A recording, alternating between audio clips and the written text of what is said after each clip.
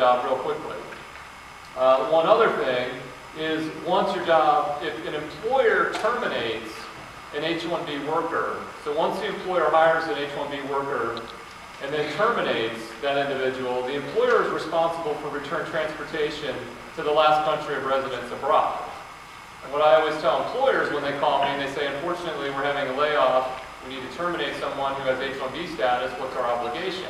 The obligation is the employer has to offer to pay to send the individual home. If it's to the other, let's say Asia, then you have to buy, the employer has to offer to buy a plane ticket. If it's Canada, call a Greyhound, get a bus ticket. But that's the requirement. But this again is on the employer, if the employer affirmatively terminates an individual. If the individual resigns or leaves employment for another reason, then that obligation does not apply. There's some basic, more basic requirements here. The time limits. Generally, the maximum period of H-1B status that you can get is 6 years, and it's granted in 3-year increments at a maximum.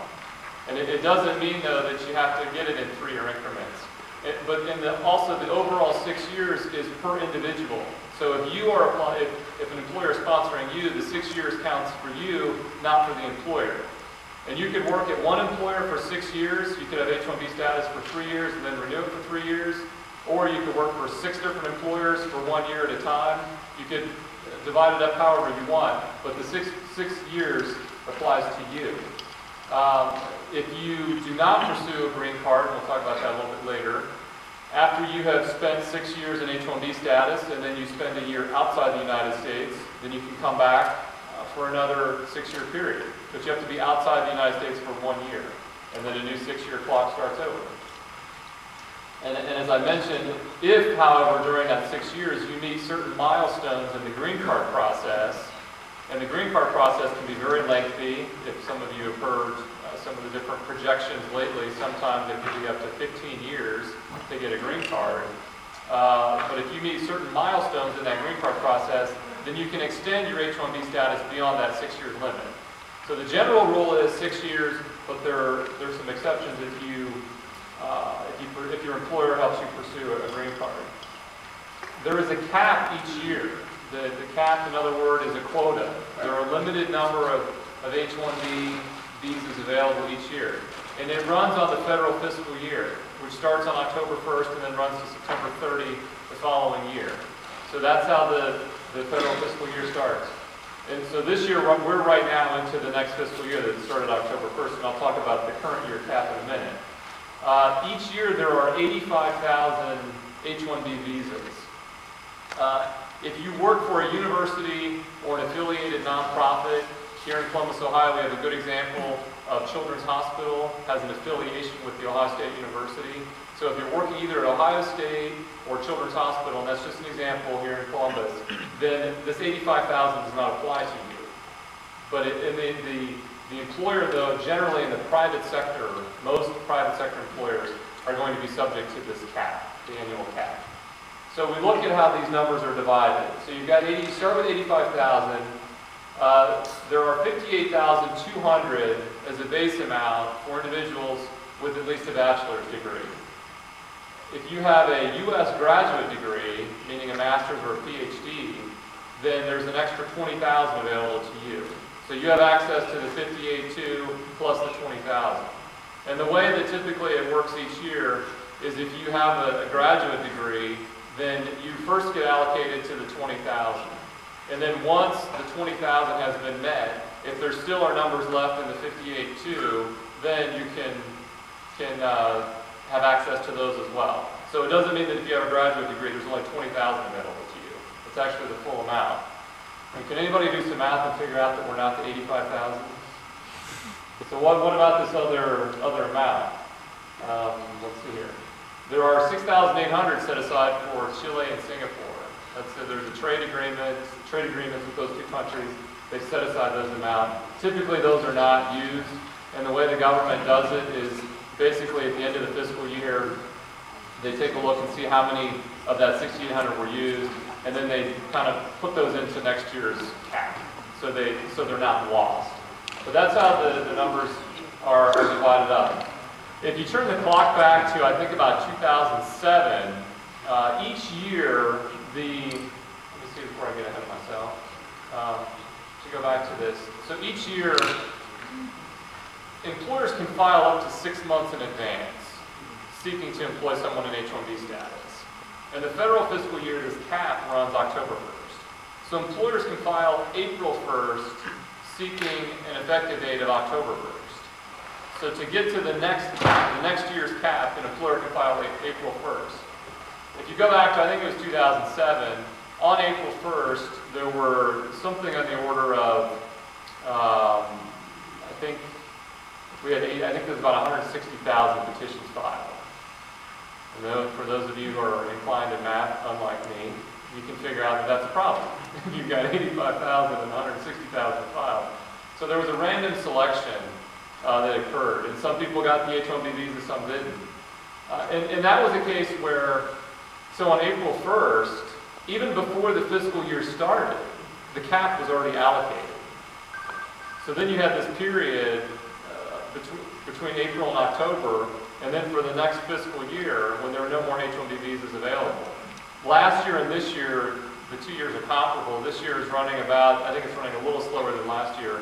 As of, I think, last week, the numbers were towards the 20,000 for the graduate degree. I believe around 16,000 cases have been filed. Towards the 65,000, I think the number was about 48,000. So we're now in the fiscal year, and there still are visas available, which is good news for anyone seeking an H-1B visa. It's very bad news for the economy.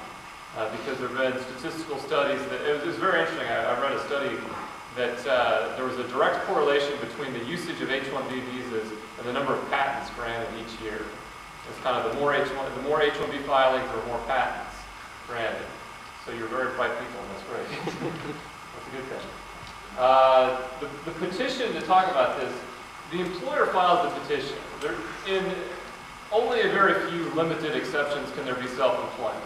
But generally speaking, with the H-1B visa, there has to be an employer. The employer has to file the petition, and the employer is not required to. I think I'll talk a little bit about that later. There's some filing fees. So again, this is when we talk about sponsorship, H-1B sponsorship, there are kind of two issues that we'll talk about. One is who files this petition. So number one, that's the employer. And then number two, there's some costs involved. So who pays those costs? That's kind of another sponsorship question. Some of the filing fees that are required, there's a $1,500 employer fee. It's $750 if there are 25 or fewer employers. This fee is, sometimes it's called an H-1B user fee or an H-1B training fee. It's a fee that's designed to collect money to train U.S. workers. That's what the theory is, that, okay, if employers cannot find U.S. workers, meaning a citizen, a permanent resident, an asylee, or refugee, then we should be training people to help them study fields that employers find lacking in the U.S. workforce. So the employer has to pay this fee, and there's no exception to that. Can't ask for reimbursement from the foreign national directly or indirectly. You know, I've heard every rendition you could come up with. Well, how about if my neighbor pays the $1,500 and then we get that back from the employer and we'll work out an arrangement so that we don't have to pay this $1,500? The answer is no. There's no exception. The employer has to pay the fee. Some universities and secondary schools and affiliated nonprofits to a university, they're exempt from that fee. But most private sector employers are going to be paying that $1,500 or $750 fee. And that's required with the first petition and the first extension. So basically the employer would have to pay that fee twice. There's a $500 fraud prevention and detection fee. As you can probably imagine, if there's a way to game the system, somebody will come up with it. So what the government has decided, because there have been some fraudulent H-1B cases, we need to have some funding to investigate these potentially fraudulent employers. So there's a $500 fraud fee that has to be paid. And that, there's not a clear answer on who needs to pay that. I'll talk later about the fees and issues related to that, but there's not a specific mandate that the employer pay that. There's a $320 processing fee, which in, what's today? In 8 days, on the 23rd, will go up to $325. It's not a huge jump. This is a significant fee. August 14th, 2010, if an employer has 50 employees and at least 50% of them have either an H-1B visa or an L visa, then there's an extra $2,000 fee that the employer has to pay. That's pretty staggering. And that, there again, just went into effect of August this year. The petition, to talk about what happens when the petition gets filed. So the employer, again, is sponsoring this petition. The employer files a petition, and then the employer can ask for one of two things. Either to have your status changed from, for example, F1 to H-1B, so you go from F1 student to H-1B worker, or the employer can ask on the petition for the consulate, the U.S. consulate, in your home country to be notified. And what would happen then is you would go to the U.S. consulate and in your home country, so the petition would be approved, you would go to the U.S. consulate in your home country, you get a visa, an H-1B visa, and then you would return. To look at the different things here, does anybody recognize this document?